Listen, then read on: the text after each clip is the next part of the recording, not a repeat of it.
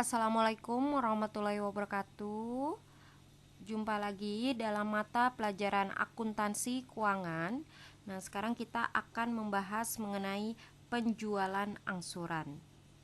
Di pertemuan sebelumnya kita sudah sedikit membahas mengenai penjualan itu ada dilakukan dengan dua cara. Yang pertama, penjualan secara tunai, yang kedua, penjualan secara kredit atau penjualan secara angsuran.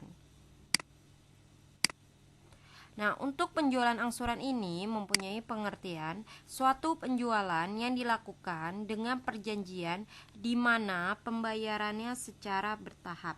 Nah, mengapa sih perusahaan itu memberikan penjualan secara angsuran kepada pelanggan dan konsumennya? Nah, di sini dimaksudkan penjualan angsuran ini untuk meningkatkan volume penjualan juga keuntungan tersendiri untuk perusahaan.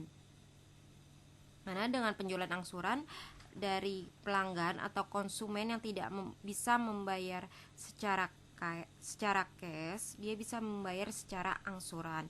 Otomatis di sini salah satu cara meningkatkan kuantitas penjualan untuk mencapai laba.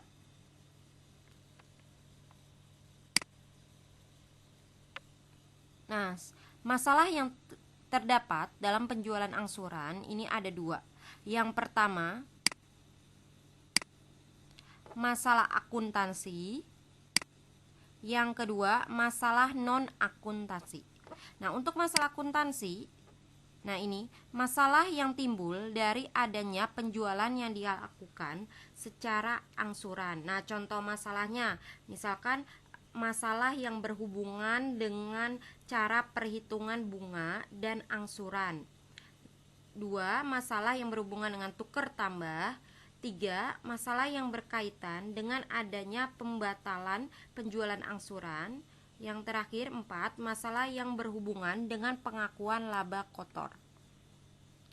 Nah, untuk masalah non-akuntansi, bagaimana cara untuk menekan resiko terjadinya kerugian karena adanya pembeli yang tidak memenuhi kewajibannya.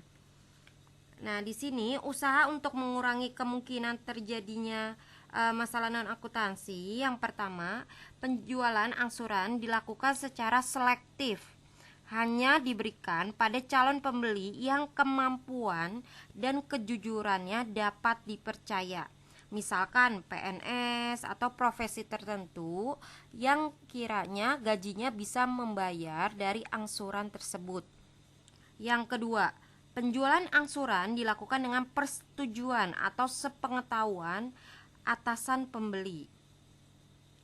Dan terakhir, 3. Pembayaran angsurannya dilakukan dengan pemotongan gaji.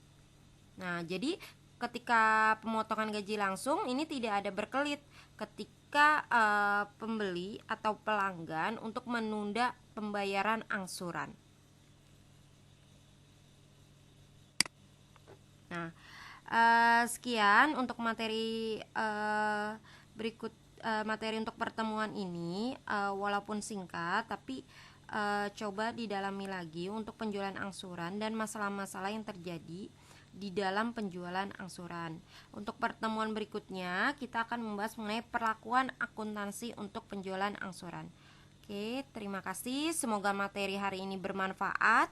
Jika ada yang ingin ditanyakan atau ingin memberikan masukan, jangan sungkan-sungkan untuk menghubungi Bunda. Terima kasih. Wassalamualaikum warahmatullahi wabarakatuh.